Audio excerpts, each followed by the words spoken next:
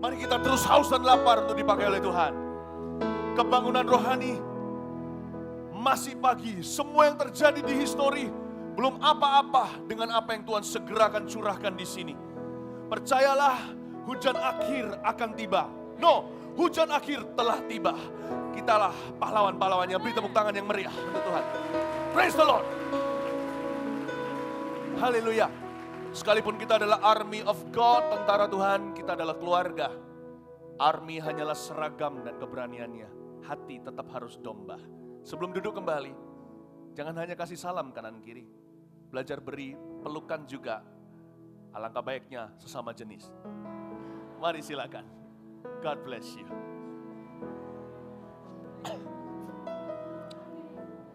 Praise God. Silakan duduk kembali. Siap-siap AOGers. Dalam waktu 1-2 tahun ke depan, tempat kita akan berubah wajah. Saya sudah lihat plannya, rencananya. Jadi tempat bisa muat 5.000 sekali ibadah dengan kursinya seperti ini, seperti teater. Itu juga dibikin karena gereja kita percaya bahwa hujan akhir telah tiba, setiap ibadah pasti akan berkembang ke kanan ke kiri. Keturunan kita memperoleh bangsa-bangsa yang percaya. Kasihkan tepuk tangan untuk Tuhan. Minggu depan NYC. Lalu habis itu KKR Army of God 25-26 hari Jumat dan Sabtu. Pastikan datang lebih awal karena pasti macet sekali. Apalagi kalau kita bawa jiwa, sudahlah. Mari kita mati-matian bawa ke sana dan sepagi-pagi mungkin. Nah, sebelum saya sampaikan firman Tuhan, saya mau cerita sedikit bahwa baru akhir-akhir ini saya juga ngejam. Turun langsung ke lapangan, cuman bukan di jalanan di Surabaya, agak jauh sedikit, tempat di mana kalian belum bisa menjangkau ke sana. Entah karena belum waktunya, atau juga karena budaya yang jauh. Saya di Jepang, di Tokyo, di Shinjuku area, di MRT stationnya, di situ, di tempat perempatan, tempat banyak orang-orang Jepang berlalu lalang, penuh sesak manusia. Jepang itu 100 juta penduduknya, setengah Indonesia, padahal negara sekecil itu. Tidak kalah banyaknya para turis yang hari itu berjalan-jalan. Kami dapat mengantongi izin untuk bisa mengadakan konser rohani dari pagi sepanjang hari Minggu itu. Dan pada waktu malamnya saya tampil, naik ke atas panggung, diberi waktu 15 menit untuk sampaikan Injil dengan terjemahan. 4 menit pertama saya hanya panggil orang untuk berhenti dan dengarkan. Karena banyak orang hanya lewat gitu aja. Karena mereka lihat, wow ada lagu-lagu, fun, bagus juga ya. Lalu pergi. Apa gunanya kalau saya beritakan Injil, mereka nggak dengarkan? Apa bisa masuk ke dalam hati, telinga aja nggak sampai? Saya berpikir lagi, apa yang harus kulakukan ya Tuhan? Tuhan tidak berbicara. Tapi saya tahu, Tuhan sudah ajari saya hikmat dari dulu kala. Saya berpikir-pikir lagi, kalau saya tunggu suara, nggak mari-mari. Saya cuman berrasio begini, iman itu harus berani. Kita harus berhikmat, bijaksana, cerdik seperti merpati, betul? Enggak seperti ular ya. Tulus seperti merpati, tapi harus cerdik seperti ular. Saya harus dapatkan attention, perhatiannya kalayak ramai lautan manusia. Gimana caranya? Saya harus ambil resiko dan spekulasi. Akhirnya, karena saya tahu hari itu, bulan Agustus, hari Sabtunya tepatnya, 70 tahun Jepang keluar perang dunia kedua. Saya teriak dengan suara yang keras lewat mikrofon yang ada. Diterjemahkan dalam bahasa Jepang, saya berkata begini, nama saya Philip Mantova, saya orang Indonesia keturunan Tionghoa. Double sekalian karena China dan Indonesia dijajah Jepang sama-sama. 70 tahun yang lalu nenek moyangku dibantai nenek moyangmu. Semua terkejut orang-orang di jalanan mendengar saya begitu. Itu namanya misi harakiri, misi bunuh diri di tengah-tengah samurai dan ninja. Yes, your pastor melakukan itu di negeri orang. Semua orang melihat saya dengan wajah begini. Lalu saya berkata, masa saya minta waktu 15 menit aja kalian gak kasih? Keterlaluan. Satu-satu datang karena sungkan. Lalu saya beritahu sama mereka, saya tidak datang dengan pesan benci, tapi pesan kasih. Kita gak bicara yang di belakang. Aku keturunan orang-orang yang kau rugikan. Tetapi hari ini aku datang memohonkan keselamatan jiwamu. Mulailah saya memberitakan Injil 3 menit saja plus 3 menit terjemahan. Menit ke-10 saya disuruh turun oleh pemerintah, padahal sudah kantongin izin, itu peperangan rohani. Turunlah saya.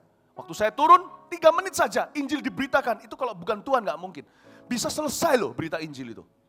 Dan saya turun dari panggung itu, karena saya diperintahkan demikian, kalau enggak gitu semua dibubarkan.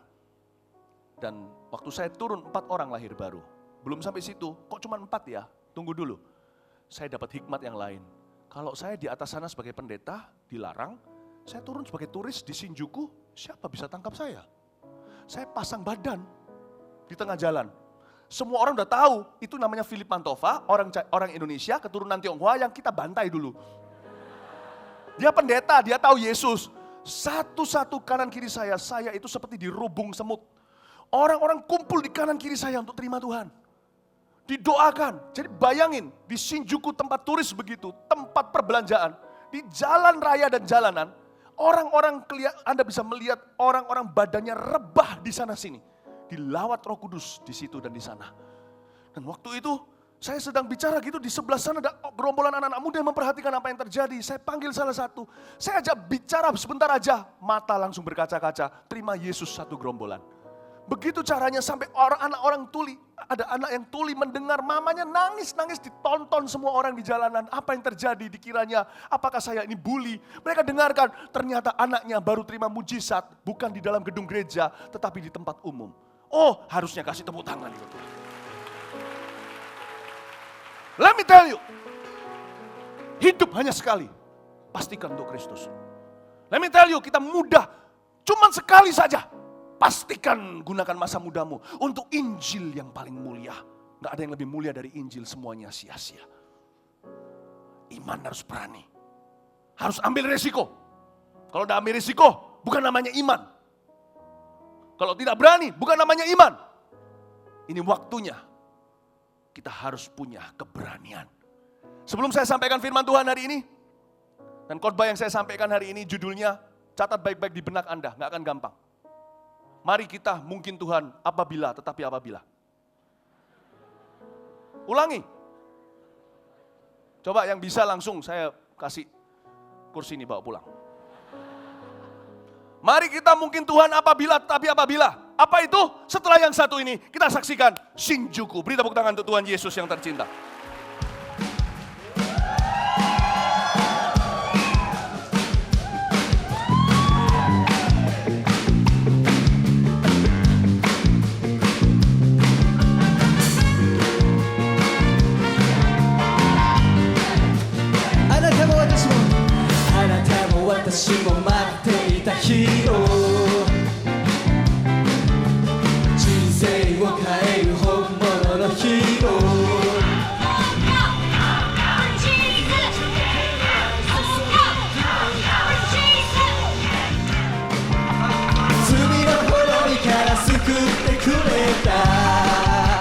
I love Japan.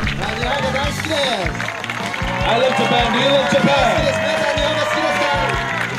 Any of your Japanese happening to be passing by, please stop for a while. Give me 15 minutes. 日本の方々、今通りすがりの皆さん、15分だけ私の話聞いてくれませんか？ Listen. その許しを皆さんに分かち合いたいんです。 Jesus Christ is not a white man's religion. イエス・キリストは人の宗教ではない。 Jesus Christ is the creator of the universe, the God of all men. イエス・キリストは全世界を創造した創造主です。 And he is the King of Kings and the Lord of Lords. そして彼は王の王、主の主。 He is the Lord of the Japanese people. そして日本の主です。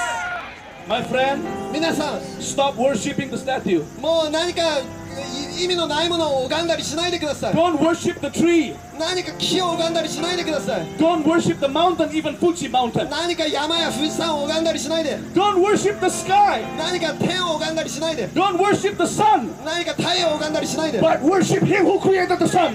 全能なる神様、私たちを作ってくれた神様を拝んでください。 His name is Jesus, the Son of God. イエス・キリスト、神の御子。 Jesus 世界のヒーロー Open the name of Jesus. I rebuke the spirit of curses, all the generational curses. In the name of Jesus, we stop fearing. cover the good ear. Ya, cover tight. Oke. Ohio. Oh. Tight, tight. One more test. Tight, tight. One more test. One more test. One more test, one more test. Konnichiwa. Oh,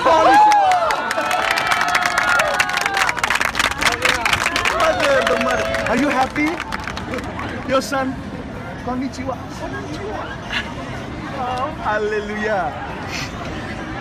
God bless you.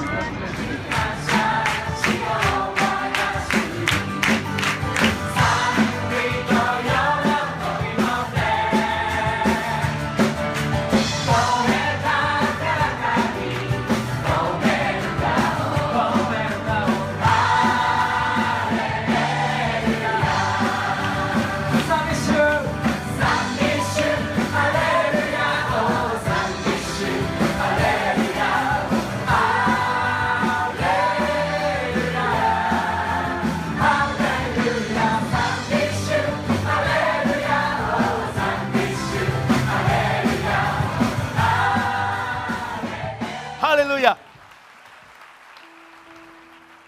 Mari kita sama-sama buka Alkitab. Ingat judul khotbahnya apa? Mari kita, mungkin Tuhan, apabila, tapi apabila. Coba ngomong sama kanan kirinya, mari kita mungkin Tuhan, apabila, tapi apabila. Semua orang berkata, apa toh ya? Ya mari kita sama-sama buka firman Tuhan di 1 Samuel pasal yang ke-14.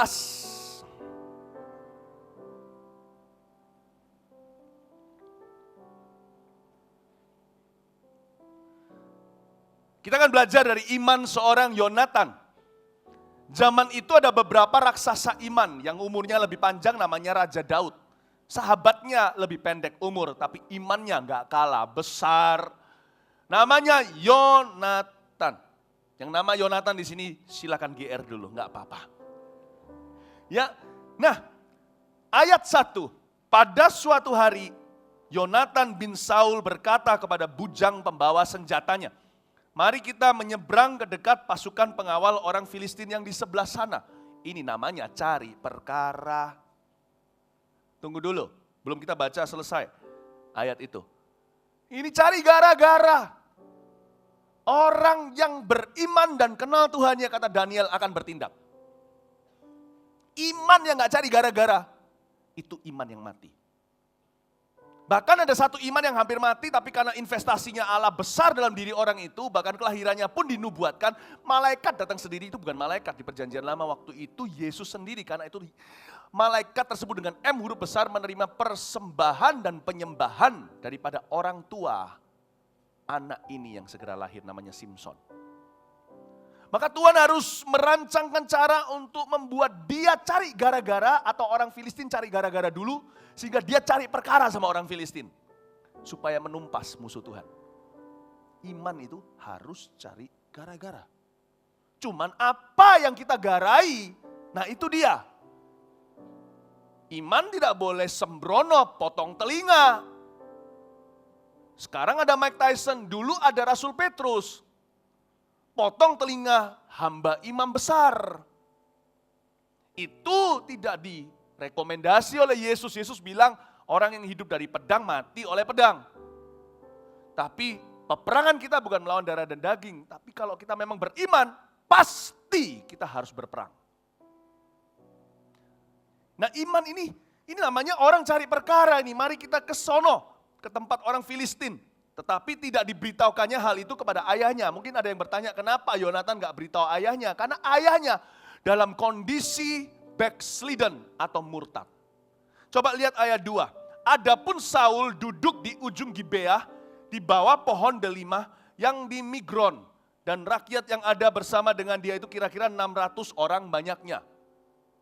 Raja Saul itu status quo. Dia adalah raja yang diurapi, yang masih menjabat, urapan Tuhan masih ada di tubuhnya. Daud tidak berani jamah dia. Sekalipun Anda punya urapan sejagat raya, kalau Anda tidak bergerak, percuma urapan itu. Urapan itu bukan untuk dirasa-rasakan. Urapan itu bukan gereng-gereng atau listrik-listrik, itu manifestasinya. Urapan itu substance-nya, kontennya jauh lebih daripada pengalaman. Urapan kita adalah untuk bergerak. Roh Tuhan Allah ada padaku oleh karena Ia mengurapi aku untuk melepaskan tawanan, untuk memanggil orang gelap ke terang, untuk menggantikan pakaian ganti abu, untuk menghibur yang susah. Jadi kita harus tahu, Saul duduk itu posisi rohani yang salah. Adapun Saul duduk saya garis bawahi, saya kasih penjelasan iman tanpa perbuatan adalah mati. Nggak peduli kalau Anda adalah orang paling diurapi. Oleh karena itu, sekalipun saya adalah gembala, saya punya posisi sebagai pengkhotbah dan pendeta, saya tidak boleh duduk di kursi besar saya. Suruh kalian yang ngejam sendiri.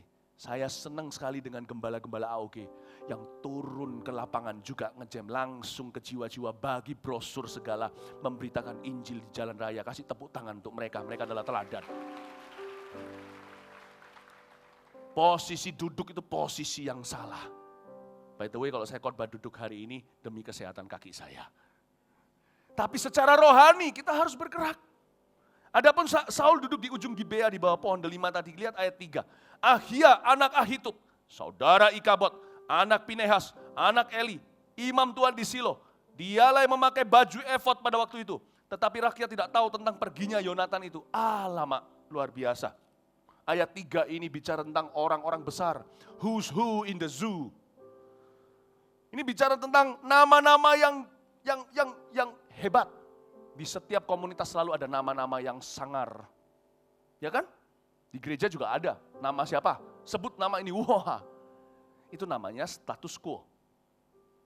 Kalau nggak hati-hati, orang-orang tersebut menjadi ternama karena memang dipakai Tuhan.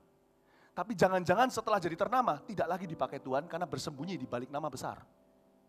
Itulah sebabnya Daud, dengan cara demikian juga Daud jatuh ke dalam dosa. Ingat nggak? Dia kalahkan Goliat kan? Tapi ada satu waktu dia sudah punya nama besar sebagai pembunuh Goliat. Dia tidak bunuh lagi dan tumbangkan raksasa mana-mana. Malah dia duduk suatu hari di sotoh rumahnya. Bukan hanya duduk berjalan-jalan, lihat Batsheba renang. Lalu jatuh ke dalam dosa perzinahan. Siapa saja tak ada kecuali, tak boleh bersembunyi di balik posisi. Tetap harus berbuah, tetap harus bergerak, tetap harus taat, tetap harus ambil resiko, tetap harus berani, tetap harus meresikokan segalanya sekali lagi. Itulah sebabnya kalian ngejam ke lapangan, saya juga. Cuman saya pergi ke tempat yang kalian tidak bisa atau belum bisa hari ini. Entah karena bahasa, entah karena keadaan kondisi hidup kalian hari ini. Entah, tapi juga terutama karena budaya. Tak semua orang Indonesia bisa tembus budaya dengan mudah. Segala budaya di dunia ini. Saya juga lakukan. Saya nggak bersembunyi di balik pangkat saya. Oh, yang penting pokoknya malam kedua nanti, malam pertama Cimimi, malam kedua Ko Philip yang khotbah. Udah, tugas mereka cuma khotbah saja. Kami ini kan hanya Queen Bee atau lebah ratu lebah yang tugasnya bukan cari makan, yang tugasnya bukan seperti semut perang. Kami ini tugasnya kan hanya untuk bertelur saja. No, tidak ada orang perkecualian. Saya pun turun, gak hanya Jepang, Palestina juga tahun depan Laos. Ayo kita bagi tugas. Tapi Surabaya kita harus garap. Ada kalian aman. Kalau ada orang yang taat di sini, ayo kita bagi tugas. Saya lakukan yang kalian tidak bisa lakukan. Kalian lakukan apa yang harusnya saya lakukan di sini. Amin. Ini yang disebut dengan, tapi di sini Saul punya gerombolan orang-orang jet semua, jet set semuanya. Ini kalau kita hidup di zaman itu, tahulah siapa anak Pinehas, tahulah siapa anak Eli. Gak peduli sana ditumpangi tangan pendeta dari Amerika, Afrika yang bangkitkan orang mati, siapapun juga 1000 tangan atau semua orang-orang itu bersama denganmu. Kalau engkau tidak bergerak, urapanmu mati.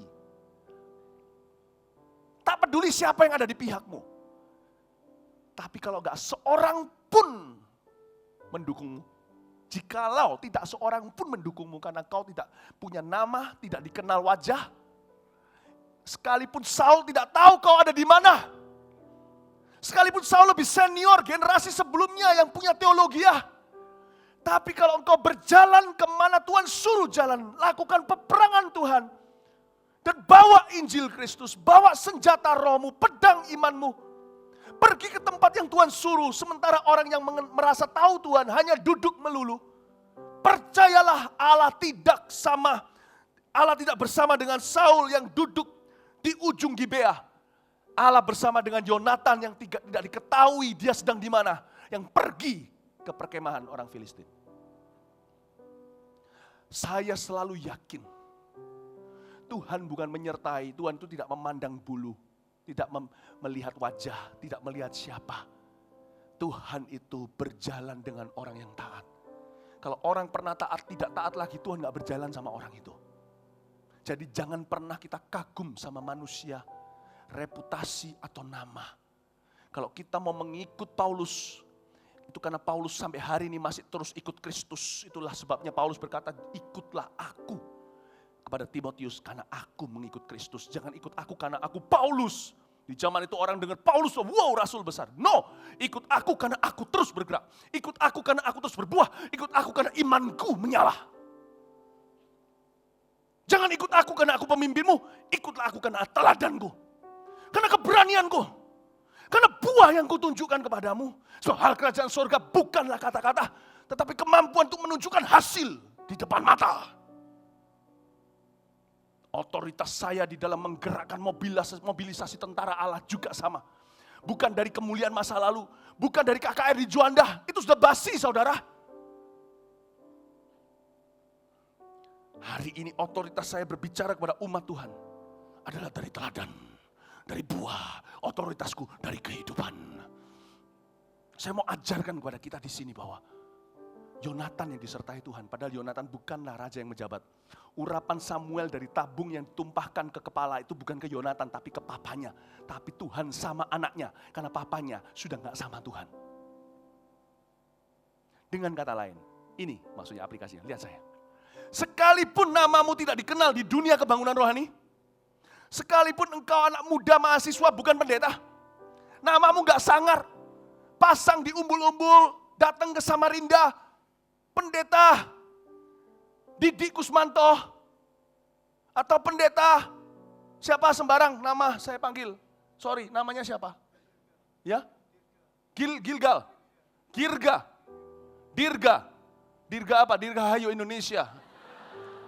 Dirga apa? Nama lengkapnya. Sini. Orang Batak ya? Bukan ya? Naik ke atas. Dirga. Tak beritahu ya. Wajah saya lebih dikenal oleh publik. Tapi enggak tentu Tuhan lebih sertai saya. Saya dengan dia masih statusnya sama-sama berlomba. Tahu enggak? Kamu jangan merasa, wah lomba sama Ko Philip. Jangan gitulah. Kita itu satu tuh, kita itu dikasih Tuhan garis start yang sama. Meskipun saya duluan, saya enggak bisa berkata, haha, aku pasti lebih diurapi. Tuhan panggil orang jam 9, kamu dipanggil jam 3. Kalau saya sebagai kelinci dari dulu tertidur, kamu akan salib saya. God is no respecter of man. Saul Yonatan. Saya bukan Saul yang ditinggal Tuhan, saya Saul masih bekerja. Yonatan, hey, kamu pasti bisa dipakai Tuhan juga. Sekalipun kalau secara umbul-umbul, secara billboard, kalau wajah saya dipasang, mungkin lebih banyak peminat. Sorry ya, tapi benar.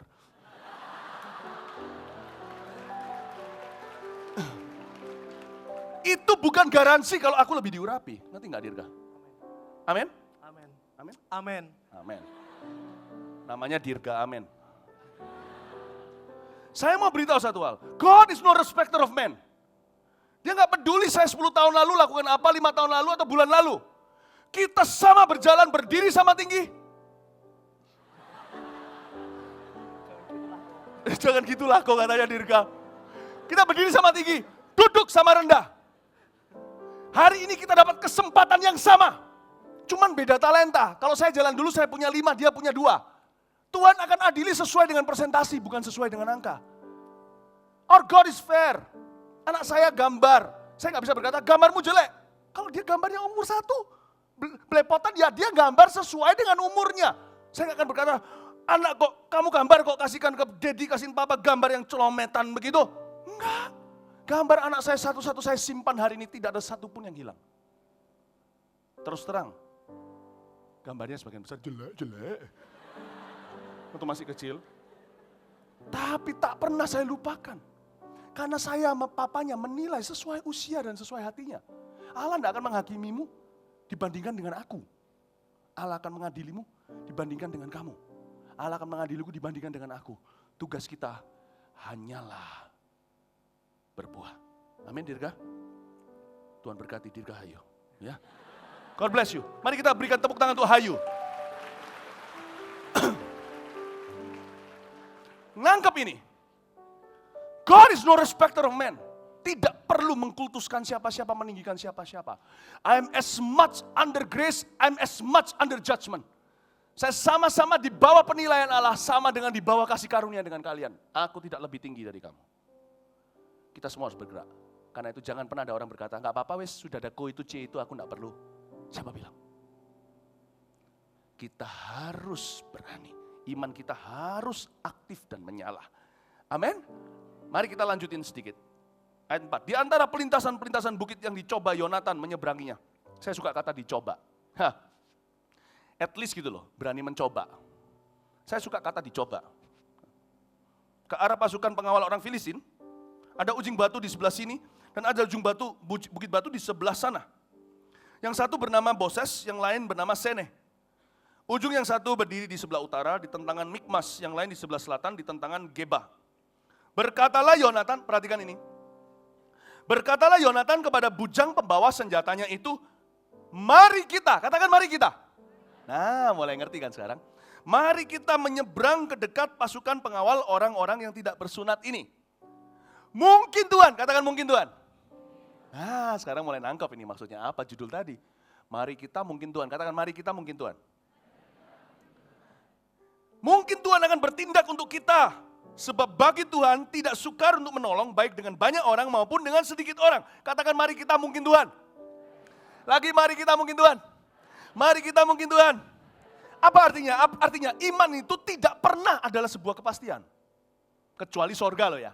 Kecuali iman keselamatan kita. Kita percaya Yesus. Kita pasti diterima suatu hari di pangkuan Allah Bapa. Tapi iman tidak pernah merupakan sebuah kepastian. Di dalam kita itu bertindak dengan tindakan iman, iman itu keberanian, bukan kepastian. Makanya saya bangga lahir di Surabaya. Di dalam darah saya sudah mengalir. Darah saya ini bukan merah loh. Saya pernah cek darah, keluarnya hijau. Bonek. Secara fisik bonek bisa merugikan. Bakar sana sini atau gempuran. Tapi kita secara keberanian, tidak boleh kalah dengan keberanian yang ngawur di luar sana. Meskipun keberanian kita teratur.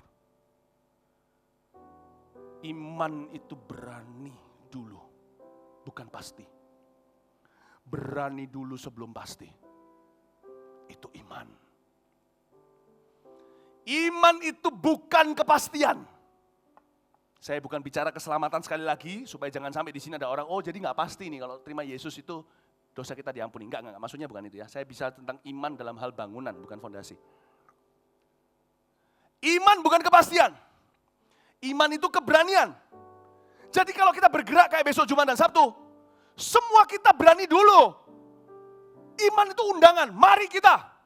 Ayo, mari kita menangkan jiwa-jiwa. Baru setelah itu mungkin Tuhan. Mari kita mungkin Tuhan, itu definisi iman. Mari kita mungkin Tuhan, mari kita mungkin Tuhan. Mari kita mungkin Tuhan. Saya dulu punya formulir keputusan seperti ini, kalian sudah pernah dengar cerita ini pasti. Kalian sudah ikut kami berapa tahun, jadi sudah pasti tahu. Tapi saya ulang aja. Pada waktu saya pertama kali memberitakan Injil di Indonesia, ke Surabaya, pindah ke sini, ke kota ini. Saya punya kebiasaan sebelum jadi pemimpin kalian, sebelum berkhotbah di Mawar Sharon, sebelum saya apa-apa di sini. Orang belum kenal saya, kecuali sedikit aja yang tahu, ini calon menantu Pak Yusuf. Saya langganan, bukan majalah, tapi langganan sama FLC. Saya langganan setiap minggu ambil satu formulir baptisan. Karena saya punya iman, mari aku, mungkin Tuhan. Saya mengundang diri saya sendiri dalam sebuah tantangan iman setiap minggu. Saya ambil satu formulir baptisan, percaya nanti hari Minggu saya pasti berhasil bawa satu jiwa. Sekalipun bukan saya yang khotbah, saya bawa jiwanya itu kebaktian umum pusat jam pagi jam 7. Saya bawa mereka, saya hanya penjemput, saya hanya penadah, saya hanya penabur hari biasanya. Minggunya berharap salah satu daripada orang-orang yang saya injilin akan datang ke gereja Mawar Siaran sekalipun saya bukan full timer di sini. Saya belum terlibat di sini. Tapi kalau saya di Surabaya, maka tanggung jawab saya adalah untuk berbuah. Untuk memberkati gereja lokal di tempat ini, karena tahu gereja lokal menganut amanat agung. Mengandung mandat Allah yang sangat mulia. Jadi setiap minggu saya percaya ada satu. Saya punya iman, mari kita. Kalau saya nggak mari kita, nggak akan pernah mulai-mulai, nggak akan pernah mari-mari. Iman itu harus coba, bahkan perlu. Kita harus berani mencoba. Yonatan ini tidak dengar suara Tuhan. Seolah-olah meskipun saya tahu Tuhan di balik segalanya. Karena Tuhan bekerja sama dalam segala perkara. Yonatan ini nggak dengar suara wangsit dari surga. Yonatan, pergilah ke orang Filistin itu, kau akan menang. Nggak ada kepastian. Yonatan ini nekat. Yonatan ini coba-coba. Dia mencoba. Mari kita coba. Dia mendorong dirinya sendiri masuk ke dalam sebuah tantangan iman dengan Tuhan. Dan ajaibnya cerita ini, dia disertai. Sometimes, iman itu perlu aktif saja, dia akan hidup. Iman tidak perlu mendengar lebih lagi. Dengar sedikit aja cukup. Saya pernah dengar di Alkitab katanya, beritakan Injil, cukup bagiku. Sisanya melangkah. Mari kita. Saya nggak punya kepastian. Jawaban saya, mungkin Tuhan. Nanti hari Minggu, mungkin. Tapi mungkinku itu pasti selama 1 tahun itu. Setiap minggu selalu ada jiwa sesuai dengan jumlah formulir baptisan yang saya ambil di tahun itu. Setiap minggu tak pernah mengecewakan. Aneh kalau saya ambil 1 ya Tuhan sediakan 1 tuh. Saya ambil 3, Tuhan sediakan 3. Saya ambil 5. Padahal coba-coba. Saya hanya berkata, mari kita, mungkin Tuhan. Ternyata hari Minggunya, Tuhan bukan mungkin, tapi Tuhan pasti. Saya ambil 1 ya dapat 1 jiwa, saya ambil 3 ya 3 jiwa, saya ambil 5 ya 5 jiwa sesuai dengan takaran iman saya.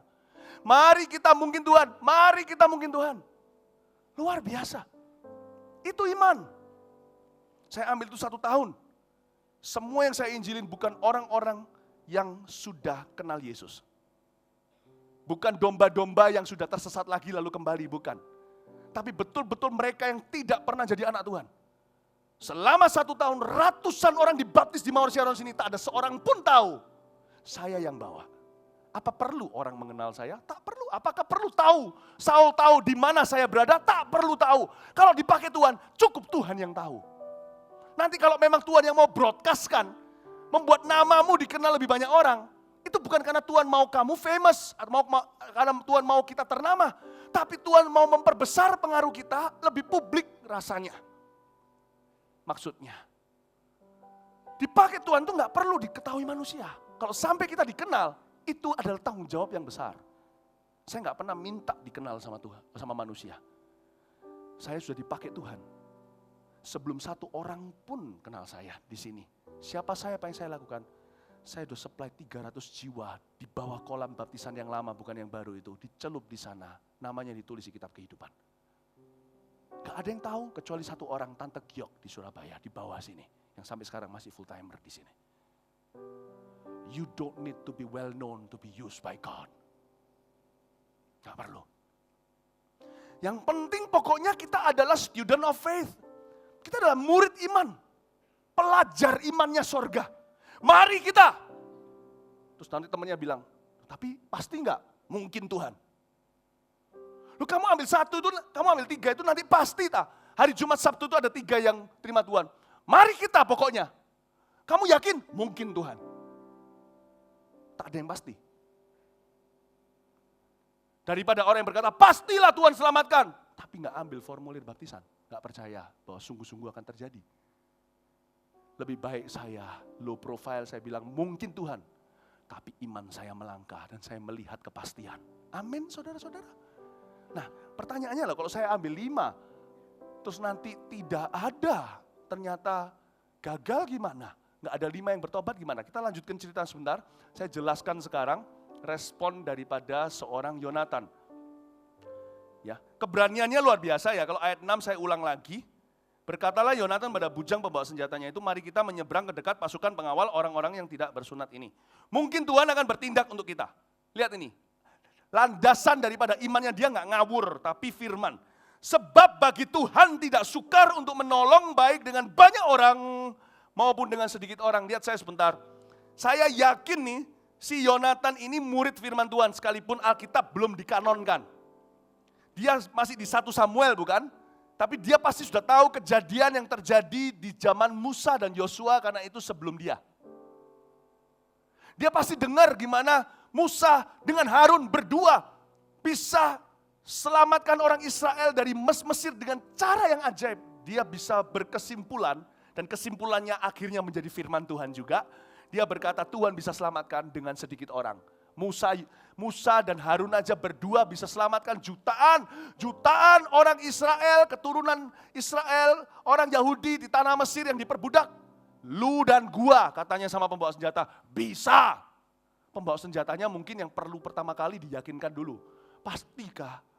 Pasti ya kok ya, pasti bisa. Bisa. Apa garansi koko? Gampang, mari kita. Mungkin Tuhan. Lah, kamu bisa kasih garansi, garansiku adalah Tuhan. Aku gak punya garansi ke depan. Garansiku semua di belakang. Ada sebuah cerita dalam firman. Musa. Ada cerita tentang Abraham ketika membebaskan Lot. Ada cerita tentang kejadian, kitab kejadian. Ada semua di balik kita. Aku gak punya kepastian di depan. Aku punya Tuhan yang setia di belakangku. Dia akan setia lagi hari ini. Wow. Akhirnya si bujangan itu, si bujang pembawa senjata itu diyakinkan. Keberanian iman kita, gak ngawur saudara. Keberanian iman kita berlandaskan firman. Saya yakin Yonatan pernah baca firman Tuhan.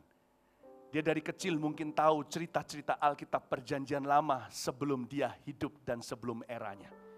Dia tahu kejadian-kejadian sebelum itu. Dia pasti dengar yang paling kontemporer, yang masih hidup, Samuel. Dia tahu apa yang terjadi pada waktu Samuel berseru pada Tuhan. Dia tahu, luar biasa. Nah, iman kita juga berdasar firman. Tapi firman di dalam diri beberapa orang hanya jadi teori. Dalam diri beberapa orang lagi, sekalipun dia gak dengar suara dari sorga, menjadi praktek. Itu iman. Kau harus praktekkan. Tuhan Yesus berkata, pergilah beritakan Injil. Yesus berkata, jadikan semua bangsa muridku. Baptiskan mereka dalam nama Bapa, Putra, Roh Kudus. Baptis itu perlu. Karena baptis itu bukan ritual agamawi. Baptis itu adalah melawan arus buat orang yang mengaku kenal Yesus, mengaku terima Yesus, untuk benar-benar gua mau ikut Yesus. Dan berani kesaksian di depan umum, aku milik Yesus atau aku mau ikut dia. Saya tekankan karena itu saya ambil formulir ini.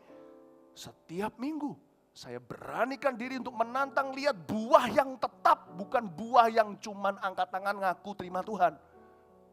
Wow.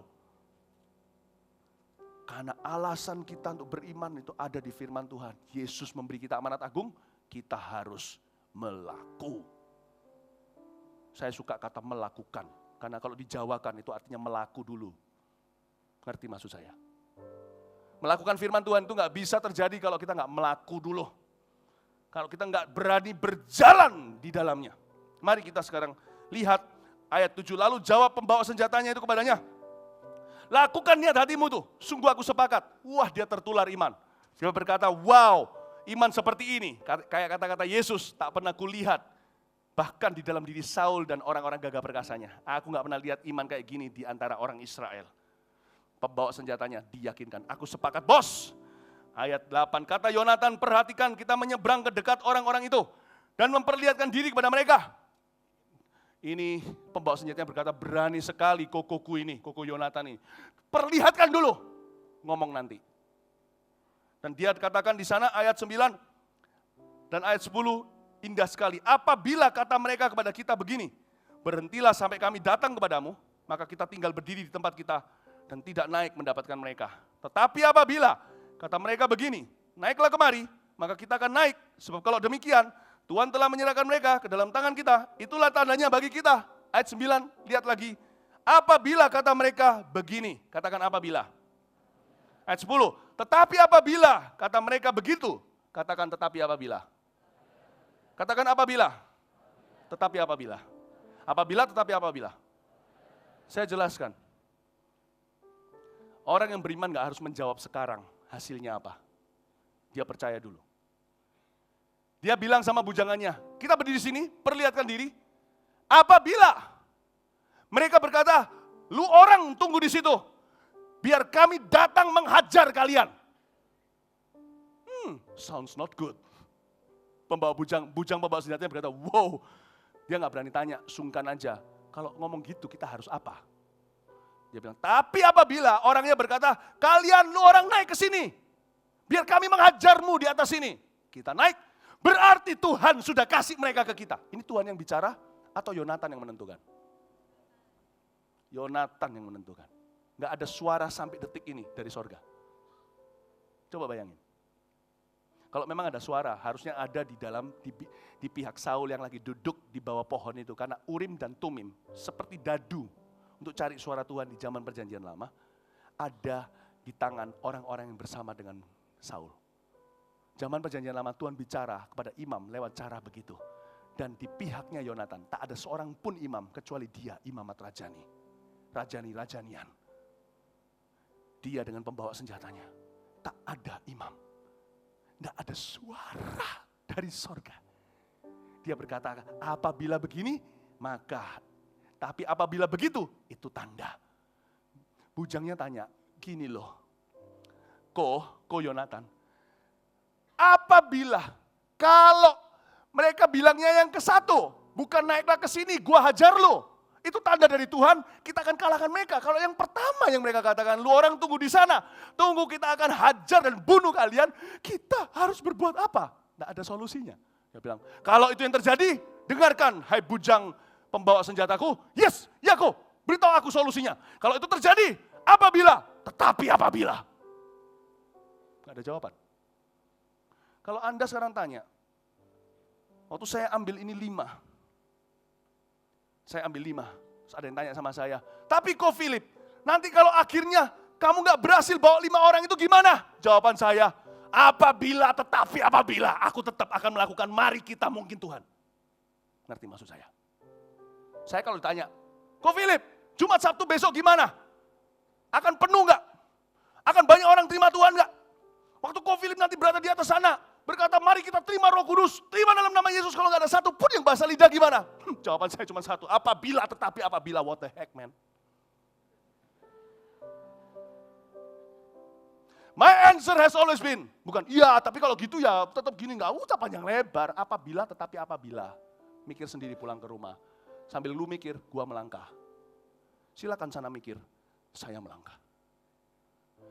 Iman adalah seperti Tuhan berkata sama kita, saya di sini, di papan untuk lompat indah, di bawah kolam renangnya itu kosong, tidak ada airnya. Tapi Tuhan berkata, hati-hati loh ya, saya nggak ajarin orang untuk bunuh diri. Tapi firman Tuhan berkata, kalau itu tertulis di Alkitab, contohnya mengampuni, gua rasa nggak ngerasa gua ampuni. Tuhan bilang memberi, saya punya 2 peser uang, saya kasih. Kalau Tuhan yang ngomong tertulis apalagi? Karena otoritas orang percaya adalah firman yang tertulis, yaitu di Alkitab. Nah kalau Alkitab sudah berkata amanat agung, ya kita harus berani dong ya. Tumpang tangan pada orang sakit, bukan orang itu akan mungkin sembuh, orang itu akan sembuh, saya harus tahu, saya tahu. Apalagi kalau tertulis itu otoritas. Kalau Tuhan bilang sama saya, contohnya, contoh yang konyol nih. Saya di depan saya ada satu, saya di atas papan seperti ini, ting, ding, ding, ding, ding. Lalu di bawah sana ada kolam renang yang kosong, tidak ada airnya. Dan Tuhan berkata tertulis di dalam Alkitab, lompat. Semua orang yang cinta saya bahkan berkata, jangan nanti kalau terjadi turun ke bawah, beng, tidak ada airnya, pecah kepalamu gimana? Apabila, tetapi apabila. Jawaban saya hanya itu. There is no end, tidak ada akhir dalam kata if. What if? Bagaimana jikalau? Tetapi kalau, Tetapi apabila, gak ada jawabannya. Setiap pertanyaan, bagaimana jikalau harus dijawab dengan apabila, tetapi apabila, what the heck my friend. When God asked me to jump, I jump beautifully. Woo! When God asked me to jump, I jump. Sebelum kepalaku sampai ke dasar daripada kolam renang itu, Tuhan akan perintahkan 1000 malaikatnya, isi dengan PDAM. Sehingga waktu masuk, saya berenang di dalam mujizat Tuhan. Saya beritahu, ada hal-hal yang perlu dipikirkan. Ada hal-hal yang sudah dipikirkan oleh Allah, sudah tertulis di firman, tak usah dipikirkan lagi, tinggal jalan. Be smart. Choose what you need to think. Move when you don't need to think. Saya punya jawaban hanya apabila, tetapi apabila. Tapi saya punya iman dalam, mari kita. Saya nggak tunggu orang-orang yang duduk di bawah pohon, menghitung-hitung apakah dia bisa. Mari kita adalah ajakan iman, tantangan kepada diri sendiri. Mari aku. Mungkin Tuhan. Sebab kalau aku tidak, mari aku. Kalau aku tidak, mari kita. Tuhan tidak akan mungkin. Ngerti maksud saya? Saya punya iman itu, mari kita, mungkin Tuhan. Daripada orang yang perlu kepastian, sudah jelas-jelas WO di depan. Tuhan tidak mungkin berbuat apa-apa di hidupnya. Mari kita sama-sama bergerak bersama dengan Roh Kudus. Cepat kita lihat sekarang, ayat yang ke-9 dan 10 tadi yang kita baca. Tulis baik-baik di dalam agenda Anda. Iman itu, cara menulisnya sudah pernah saya ajarkan. Bukan IMAN. Belajarlah bahasa Indonesia yang benar. Iman itu tulisnya RESIKO, resiko.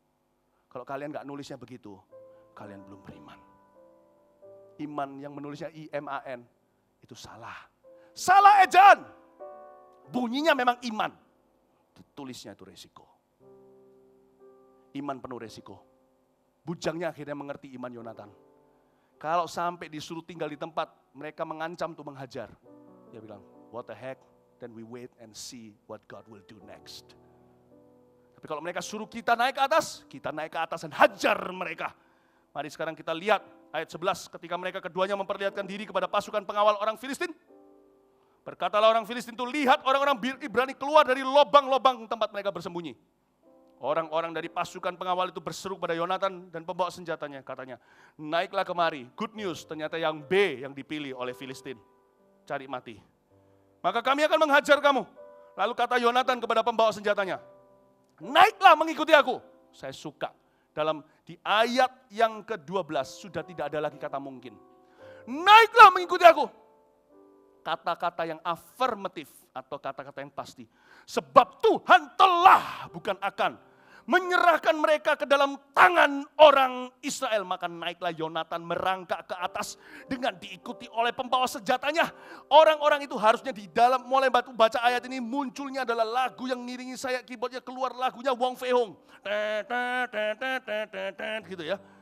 Maka naiklah Yonatan mengangkat ke atas dengan diikuti oleh pembawa senjatanya. Orang-orang itu tewas terparang oleh Yonatan, sedang pembawa senjatanya membunuh mereka dari belakang. Saya mau beritahu, di ayat ini, iman sudah bukan lagi coba-coba. Iman menjadi matang. Kalau dosa jadi matang, menjadi maut. Iman jadi matang, menjadi mujizat. Imannya sudah gak coba-coba. Tapi dia sudah melangkah dengan pasti sekalipun harus merangkak. Mari kita naik ke atas, pembawa senjatanya ngikuti di belakang. Dia berkata, naiklah, ikut sama aku. Tidak lagi berkata Tuhan mungkin, tapi Tuhan telah. Di level ini, sudah terlambat mundur bagi pihak kuasa kegelapan. Mereka sudah diserahkan. Di taraf inilah kemenangan sudah terjadi sekalipun belum satu pun orang Filistin mati. Tahukah? Tuhan itu move by faith. Dan kita lihat di ayat yang ke-14. Kekalahan yang hari pertama ini ditimbulkan Yonatan dan pembawa senjatanya itu. Besarnya kira-kira 20 orang dalam jarak kira-kira setengah alur dari pembajakan ladang. Nggak besar, 20 orang doang. Lalu timbullah kegentaran di perkemahan, di padang dan di antara seluruh rakyat. Juga pasukan pengawal dan penjara-penjara itu gentar dan bumi gemetar. Sehingga menjadi, nah di sini muncul Allah. God showed up. Heaven, sorga mulai terdengar di ayat yang terakhir yang kita baca di khotbah hari ini. di ayat 15, menjadi kegentaran yang dari Allah. Di sini mulai terdengar suara sorga. Apa itu? Padahal dimulai dengan manusia, seolah-olah sekalipun saya percaya Tuhan di belakang semuanya. Diakhiri dengan sorga. Iman itu kadang-kadang ujian, Tuhan diam. Iman tidak harus bergerak dengan instruksi atau perintah. Pengetahuan saja cukup. Setelah kita bergerak, Tuhan berikan sisanya, namanya pengalaman. Amazing, amazing faith. What a giant of faith. Dan Tuhan, ingat pelajaran ini, hasil akhir iman itu di tangannya Tuhan. Biji iman, benih iman, biji sesawi di tangan kita. Lu tabur dari sini, kita tabur dari sini. Tuhan jawab dari sana. Ketemunya bukan di tengah, saudara. Karena gunung pindah, itu bukan ketemu tengah, bukan karena biji itu. Tapi karena Tuhan mengindahkan iman seseorang. Amin. Amin. Ini caranya. Hasil akhir iman di tangan Tuhan. Dan Tuhan selalu menjawab iman. Saya ajak Anda naik sama saya ke Bukit Sion hari Jumat dan Sabtu. Bukan NYC-nya, saya bilang tentang KKR-nya sekarang. Ayo pembawa senjataku, naik sama aku. Merangkak naik ke atas. Pegang senjataku, di depan ini ada senjata saya. Pegang di tangan kalian. Formulir baptisan ini. Kita merangkak ke sana. Kita hajar kuasa kegelapan. Kita bebaskan tawanan. Sebab peperangan Tuhan bukan melawan darah dan daging. Peperangan Tuhan adalah peperangan melawan dosa dan kuasa kegelapan. Melawan kutuk. Amin. Mari kita bebaskan anak-anak muda se-Surabaya. Are you with me? Are you with me? If you are with me, stand up and clap your hands for Jesus. Beri tepuk tangan yang meriah bagi Tuhan Yesus. Haleluya.